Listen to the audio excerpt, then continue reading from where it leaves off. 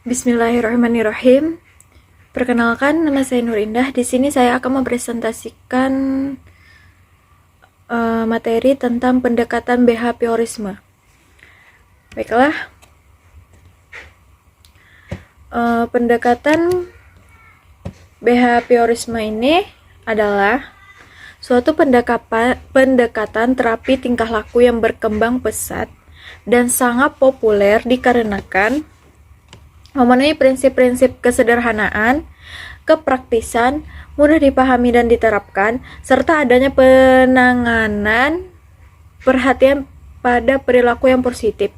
Jadi, maksud dari pendekatan behavior ini, dia itu memenuhi prinsip-prinsip gitu loh, kesederhanaan, kepraktisan, dia ini mudah dipahami dan sangat mudah untuk diterapkan di lingkungan kehidupan kita sehari-hari, serta penanganan perhatiannya ini berupa hal yang positif.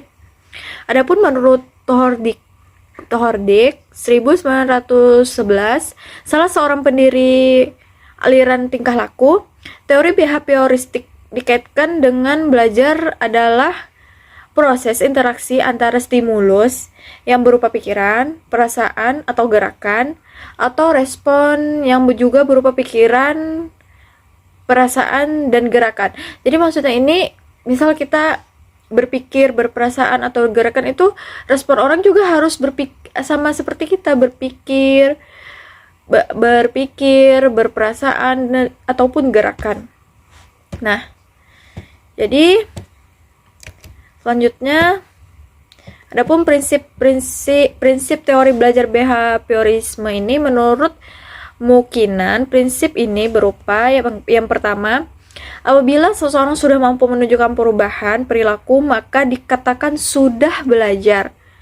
Artinya, apabila kegiatan belajar yang tidak membawa perubahan perilaku kita tidak dianggap belajar menurut teori ini. Maksudnya itu kita tidak belajar. Jadi, yaudah kita tidak belajar menurut teori ini. Menurut teori ini tadi, yang pertama.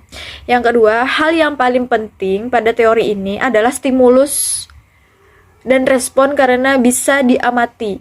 Maksudnya ini hal-hal selain stimulus ataupun respon tidak dianggap karena tidak bisa diamati. Nah, selanjutnya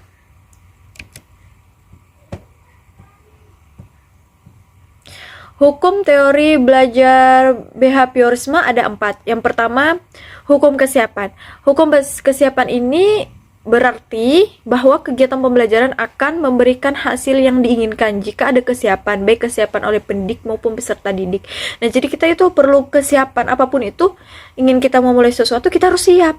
Kita siap apapun itu resiko, entah itu resikonya ataupun ke depannya ntar. Yang kedua, hukum latihan. Hukum latihan ini artinya memiliki arti bahwa semakin banyak latihan, semakin besar peluang untuk berhasil. Artinya, kegiatan pembelajaran akan berhasil jika peserta didik dibiasakan untuk latihan. Misalkan kita ingin pintar public speaking. Nah, kita itu perlu latihan kan? Entah kita belajar di cermin, kita ngomong-ngomong untuk bisa tampil di depan umum, kita itu harus perlu latihan. Karena latihan itu perlu untuk kesiapan kita. Nah, entah itu kesiapan diri kita ataupun kesiapan orang lain mendengar kita. Jadi kita itu harus latihan. Nah, yang ketiga, hukum efek berarti bahwa efek yang dirasakan oleh peserta didik setelah belajar akan memotivasi dirinya untuk terus belajar. Nah, jadi maksud hukum efek ini, contohnya misal seorang pelajar mendapatkan hadiah berupa buku paket bahasa Inggris misalkan. Dia mendapatkan nilai yang sempurna di ujian bahasa Inggris. Nah, efek yang dirasakan itu pasti kita bahagia, senang gitu kan. Nah, jadi efek ini diharapkan bisa memotivasi peserta didik tersebut untuk terus belajar dan terus belajar. Yang keempat, hukum sikap. Hukum sikap berarti sikap yang terbentuk setelah melakukan pembelajaran. Perubahan sikap dipengaruhi oleh hal-hal yang ia dapatkan selama kegiatan pembelajaran berlangsung. Nah, apapun yang dia dapatkan selama belajar berlangsung itu harus sesuai dengan kita, itu harus bisa memahami. Nah, sikap kita itu tergantung tentang kita memahaminya. Nah, jadi berikutnya ciri-ciri teori behaviorisme ada 4. Yang pertama, mengutamakan pengaruh lingkungan.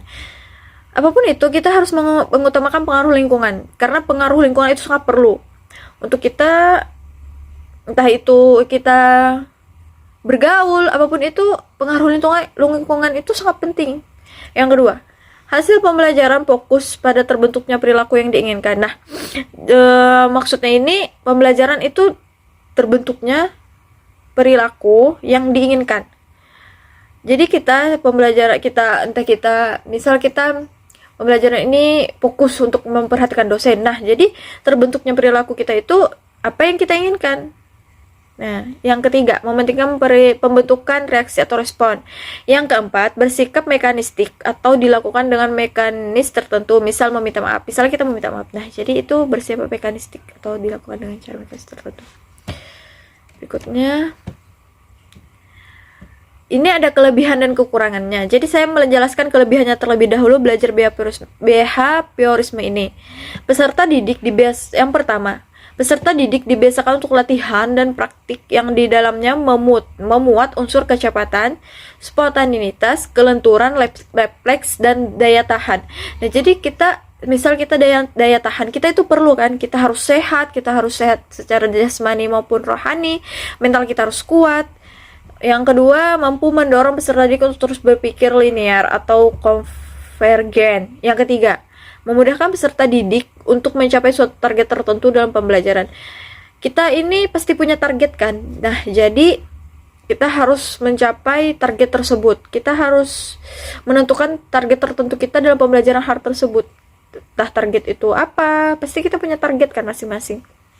Nah, berikutnya kelemahannya, kekurangannya. Kekurangan belajar behaviorisme ini ada 2. Yang pertama, pembelajaran hanya berpusat pada guru sehingga peserta didik terkesan pasif. Yang kedua, timbul kesulitan untuk menjelaskan kondisi belajar yang kompleks karena hanya beracuan pada stimulus atau respon. Menurut teman-teman, apakah masih relevan teori ini diterapkan di sekolah maupun di kampus, sedangkan perubahan zaman kita sekarang ini berlangsung secara dinamis, menuntut belajar selektif dalam memilih teori belajar yang sesuai untuk peserta didiknya. Jika guru belum mampu memberikan hal-hal yang mendasar yang dibutuhkan, peserta bisa beralih ke dunia digital kan, karena di era zaman kita sekarang ini sudah maju. Kita bisa belajar di mana saja. Walaupun kita tidak mengerti apa yang guru jelaskan ataupun dosen kita jelaskan, kita bisa searching, entah itu di Google ataupun di YouTube. Nah, jadi para behavioris ini menyatakan bahwa istilah kepribadian hanyalah label yang bersifat deskriptif.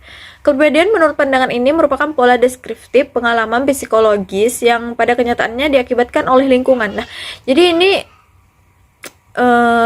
dia itu berpacuan pada lingkungan. Jadi apapun itu kita berakibatnya itu pada lingkungan. Baiklah, cukup sekian dari penjelasan saya tentang materi pendekatan behaviorisme ini. Mohon maaf jika ada kesalahan ataupun kekurangan. Wassalamualaikum warahmatullahi wabarakatuh. Terima kasih.